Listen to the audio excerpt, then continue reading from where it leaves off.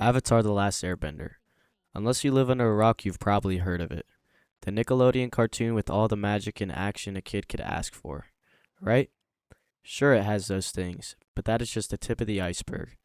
The show takes us on a journey where the Avatar has to master all four elements and save the world. Pretty simple. Underneath that is a story that teaches us all about destiny and choice, as well as war and balance. The writers teach their audience real life lessons through all of their main characters, but in my opinion, the most impactful storyline is between nephew and uncle. An angry, redemption driven Zuko works with his once scary and powerful, but now wise and peaceful, Uncle Iroh. A man, who has changed by the start of the series, helps Zuko find himself in his slow burn development. The writers show the audience what true growth as a man looks like and the mentorship it takes through rhetorical appeals and key foiled arcs. Uncle Iroh, also known as the Dragon of the West, was feared as a powerful and destructive, high-ranking member of the Fire Nation. In Episode 3, The Southern Air Temple, Iroh protects his nephew Zuko from the evil General Zhao, who sent a cheap shot after losing in a formal duel. This is our first glimpse at Iroh's capabilities. He simply grabbed and pushed Zhao to the ground. Here, Iroh shows his restraint, but as the audience, we don't know just how much he is holding back. Later in episode 12, The Storm, we learn that he can bend lightning, the highest form of firebending, and that he was the first person to master its redirection by studying waterbenders. The writers do a great job of slowly showing ethos, giving Iroh his credibility as a powerful firebender. Before the show takes place, young Iroh was incredibly dominant and a key member of the Fire Nation's military. As a loyal general, he carried out the expansion of his nation and was specifically in charge of sieging Ba Sing Se, a powerful Earth kingdom. This was his destiny as the first son of the previous Fire Lord Azulon, to take over Ba Sing Se and later become the next Fire Lord. But something drastically changed. During the siege, his son Lu Ten tragically passed away. We learn about this through a flashback in Book 2, Episode 7, called Zuko Alone, where we find Iroh sending letters home which tell us about his son's death. Although this episode shows us Zuko's childhood, his buried morals, and the traumatic loss of his mother, it also foils this with the flashbacks of Iroh. After the death of his son, Iroh abandoned the siege to return home, no longer fit to fight and overcome by grief. Due to his abandonment, Ozai took the throne as a cruel Fire Lord. Iroh's reputation becomes tarnished, and he is known as a coward and a failure.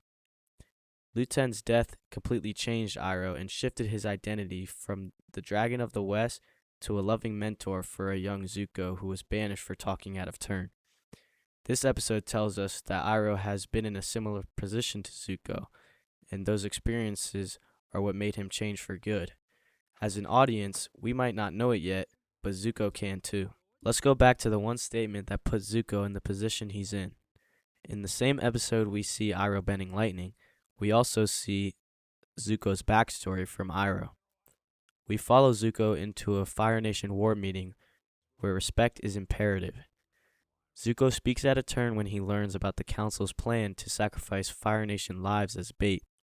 The writers show pathos for Zuko. The audience understands that he is not inherently evil. He has empathy for his comrades, something foreign to the Fire Nation.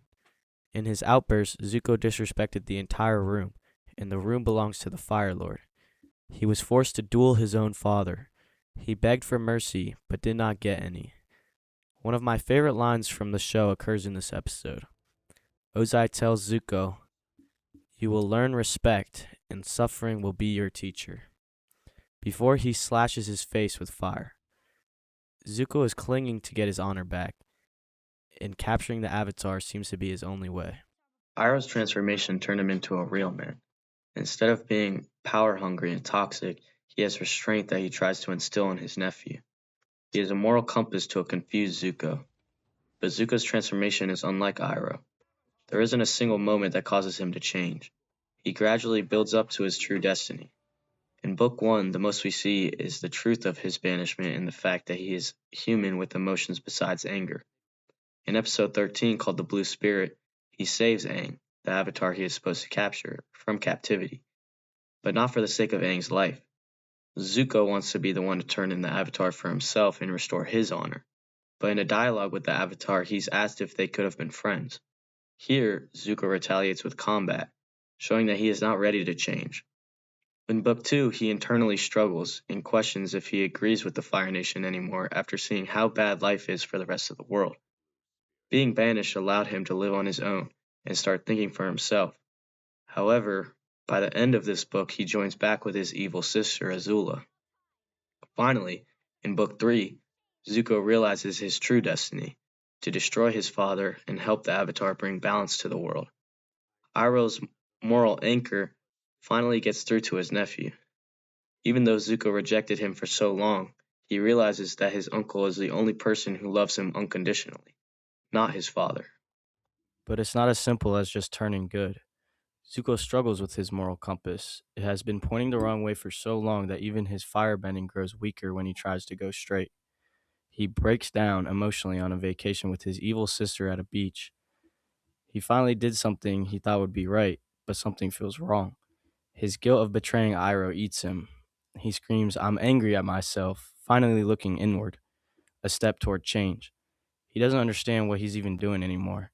His guilt of siding with his sister and betraying Iroh, letting him be captured and put in jail, the only man who cared about him. He realizes his dream of going home isn't actually a good thing. He realizes that his anger is coming from being someone he's not. It's not from missing his dad. So he stops his blind loyalty to the Fire Nation. He spies on his father's plans. He visits Iroh in jail, but his uncle refuses to speak to him. Zuko keeps coming back and still gets no response. It isn't until Book 3, Episode 10, where he goes to his cell to find Iroh has already escaped. Zuko says, "I'm so sorry, Uncle," to an empty room. This shows he's ready to find his way again. When the two eventually reunite in the Western Air Temple, it is one of the most emotional moments of the entire series. Before Zuko can even finish apologizing, Iroh pulls his nephew into a hug, telling him, "I was never angry with you. I was sad because I was afraid you'd lose your way." This hug solidified Zuko's change. He joins Team Avatar. He and Aang learn the right way to firebend, and they take on the Fire Nation. Iroh did it first. He was a dangerous general, pillaging and leading the expansion of the Fire Nation, but he realized along the way that he wasn't as cold as his comrades. He had morals and cared about life, peace, and happiness, not just war, power, and death. He learned restraint and how to control his anger and power. After his son died, he became a father figure to Zuko, who was a product of the same environment. Zuko rejected him for so long. He was filled with misled rage. Iroh was the angel on Zuko's shoulder. He taught him how to be a real man, not one with raging power, but with controlled capability. The writers show us the complex emotions of a traumatized Zuko, and Iroh's credibility as not only a bender, but also a man himself, pathos and ethos. The mentorship that Iroh gives to Zuko is one that every man needs in his life, to control your emotions and use them for good.